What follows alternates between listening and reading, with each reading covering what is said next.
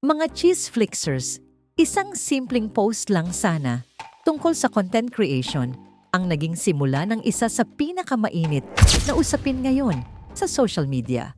Pero habang lumilipas ang mga oras, hindi lang mga content creator ang nagsalita.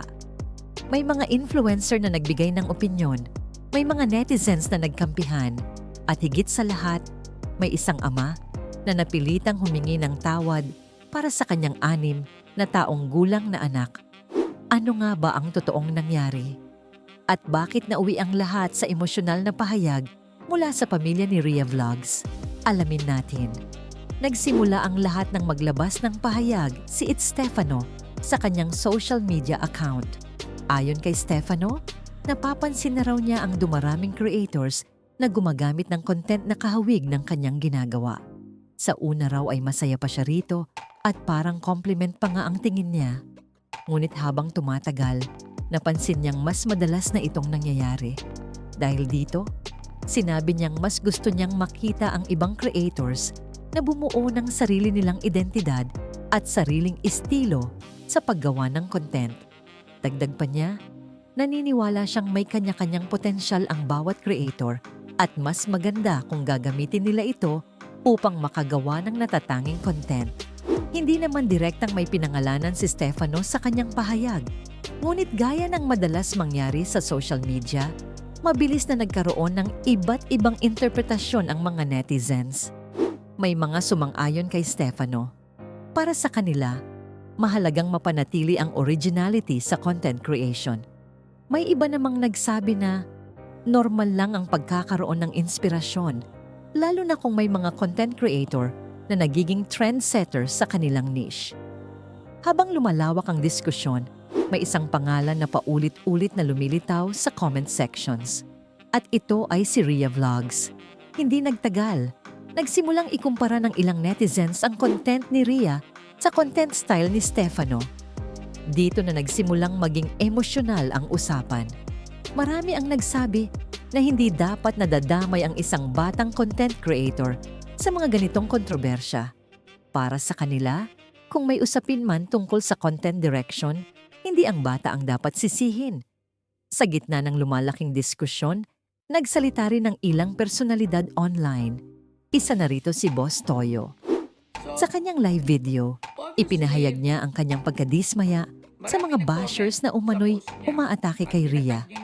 Ayon kay Boss Toyo, hindi kasalanan ng bata kung ano man ang direksyon ng content na inilalabas sa kanyang page.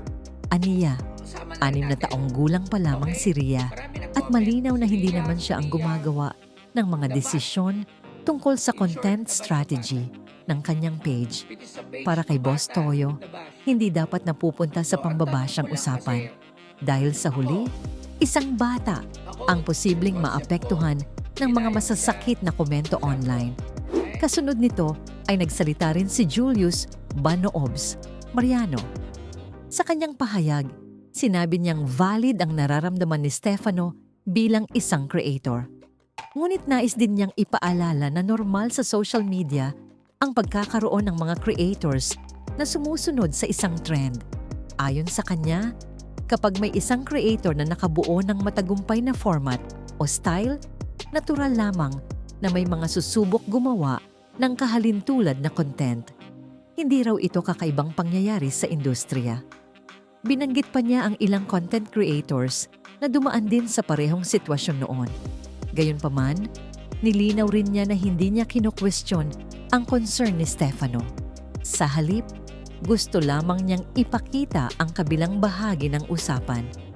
At higit sa lahat, umaasa siyang hindi mauuwi ang lahat sa pambabash ng isang bata. Habang patuloy ang palitan ng opinyon online, isang mas emosyonal na pahayag ang inilabas mula sa kampo ni Rhea Vlogs. Sa isang post na ibinahagi sa kanyang page, nagsalita ang ama ni Rhea. At dito ay direkta siyang humingi ng paumanhin kay It's Stefano. Ayon sa kanya, matagal nang tagahanga si Rhea ng content ni Stefano. Hindi lamang si Rhea, kundi maging sila bilang pamilya ay matagal nang sumusubaybay sa kanyang mga video. Inamin din niyang maaaring nagkaroon sila ng labis na inspirasyon sa content creator.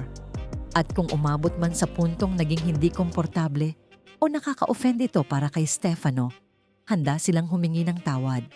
Nilinaw rin niya na wala silang intensyong mangopya upang manlamang o manira ng ibang creator. Ayon sa kanya, ang layunin lamang nila ay makagawa ng content at mapasaya ang mga manonood. Ngunit sa gitna ng lahat ng ito, ang pinakamasakit para sa kanila ay ang makita ang epekto ng kontrobersya sa kanilang anak.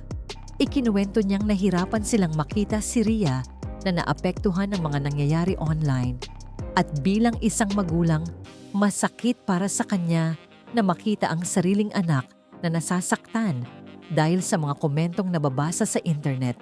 Dagdag pa niya, kung may pagkakamali mang nagawa sa aspeto ng content creation, handa siyang akuin ang responsibilidad bilang magulang at bilang taong namamahala sa page. Marami naman sa mga netizens ang nagpahayag ng suporta sa parehong panig. May mga nagsabing tama lamang na ipaglaban ni Stefano ang kanyang pagiging original creator.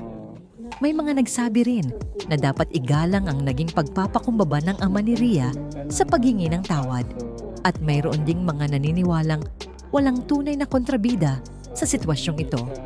Sa halip, isa lamang itong paalala kung gaano kasensitibo ang usapin ng originality, inspiration, at content creation sa panahon ng social media. Sa ngayon, wala pang karagdagang pahayag mula sa magkabilang panig matapos ang mga naging reaksyon online. Ngunit isang bagay ang malinaw, sa mundo ng content creation, mahalaga ang originality. Ngunit mahalaga rin ang pag-ingat sa mga salitang binibitawan at mga komentong iniiwan sa internet. Dahil sa likod ng bawat account, bawat page, at bawat viral na usapin, may mga totoong taong naaapektuhan. At sa pagkakataong ito, isa sa mga naging sentro ng usapan ay isang batang 6 na taong gulang pa lamang. Kayo mga Chisflixers, ano ang masasabi ninyo rito? Tama ba ang naging pahayag ni Stefano? O tama rin ba ang mga nagsasabing hindi dapat nadamay si Rhea sa kontrobersyang ito? Ibahagi ang inyong opinyon sa comment section at huwag kalimutang mag-like, mag-share at mag-subscribe para sa iba pang maiinit na usaping showbiz at social media. Hanggang sa susunod na Chisflix Update. Subscribe para sa mga susunod na ulat at chismis. Chisflix sana!